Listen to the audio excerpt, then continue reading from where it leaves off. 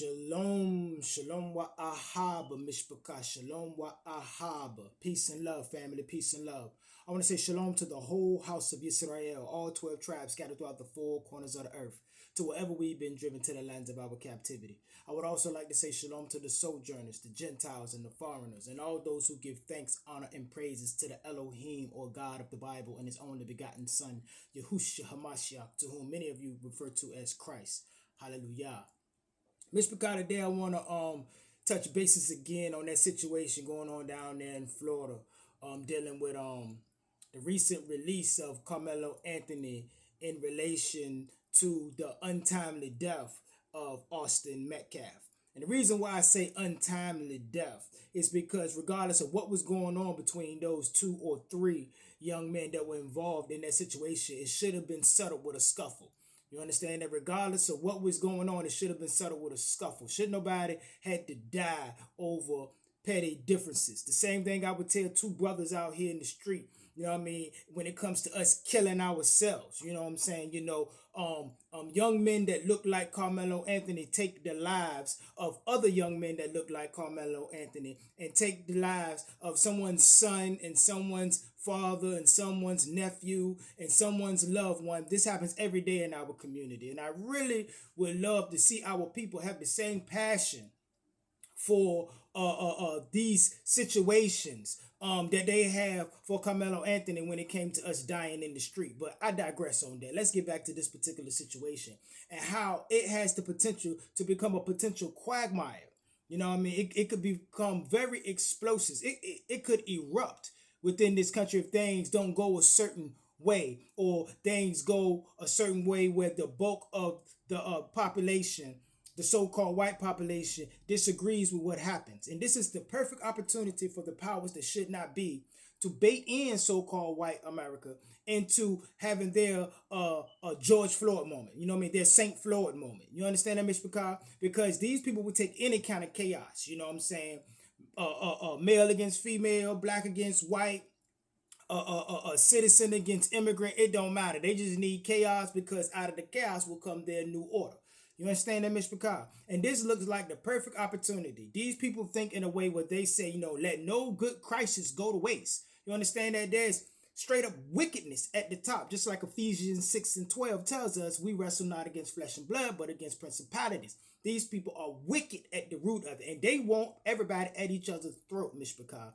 And this situation, when you look at it honestly and come at it straight down the middle, you see that ain't neither side being honest about both of these young men that were involved in this situation. Both the one who committed the act and the one who was the victim of the act. You can tell neither side is being honest about these situations, or honest about each individual's I'll say activity within the situation.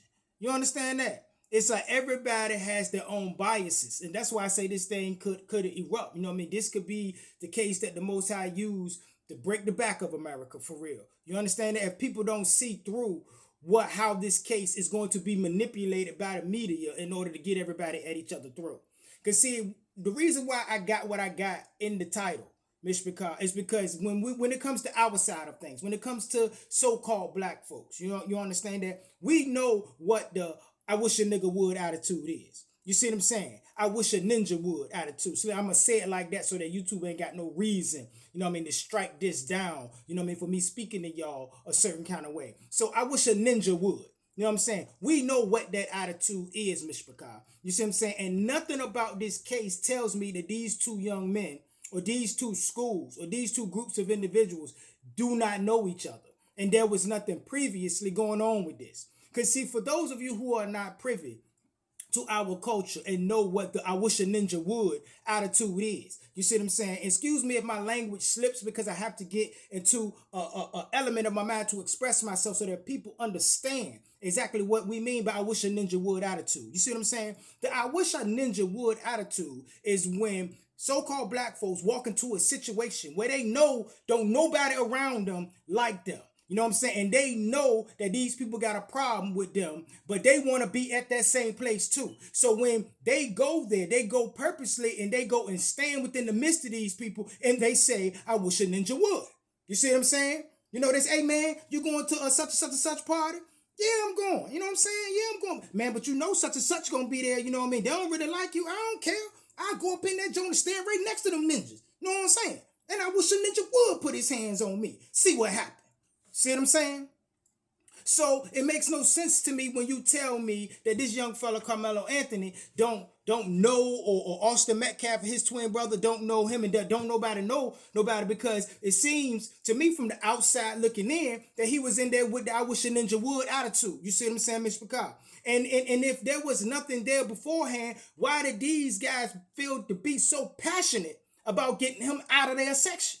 You see what I'm saying? Why did they have a certain level of aggression to give him the idea that he would be justified in drawing his weapon?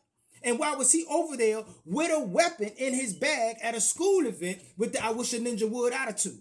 You see what I'm saying? Ain't neither side being honest about everybody's involvement, because everybody want to be innocent. See what I'm saying? That's why I do feel, Slikly, excuse me, Miss Picard, I do feel that regardless of how this turn out, it's going to go badly for America, Miss Picard.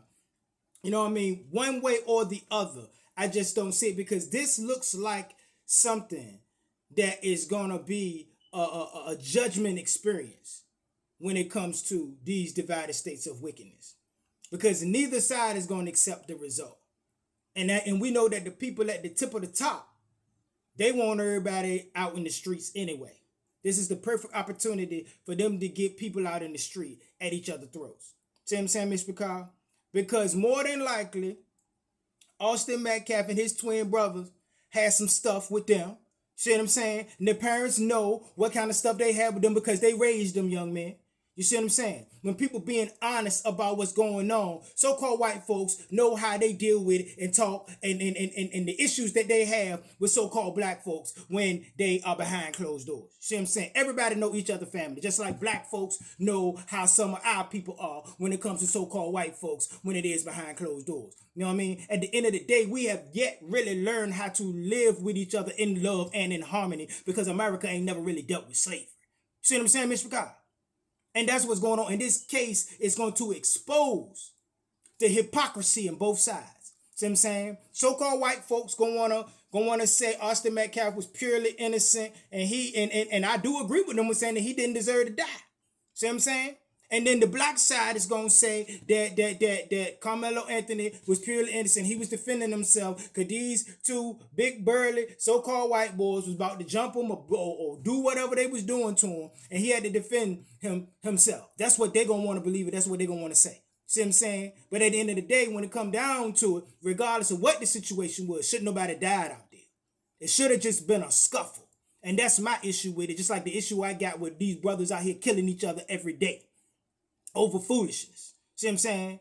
So both sides got to be honest with themselves for justice to truly be served in this situation, and for this situation to not blow up in America's face. And with that, Mr. McCall, I'm going to go ahead and get out of here. And always remember to keep the fire burning.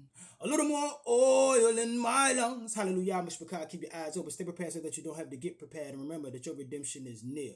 Until we meet again, Mr. McCall. Kumar, Yisrael, Kam Yasha'al.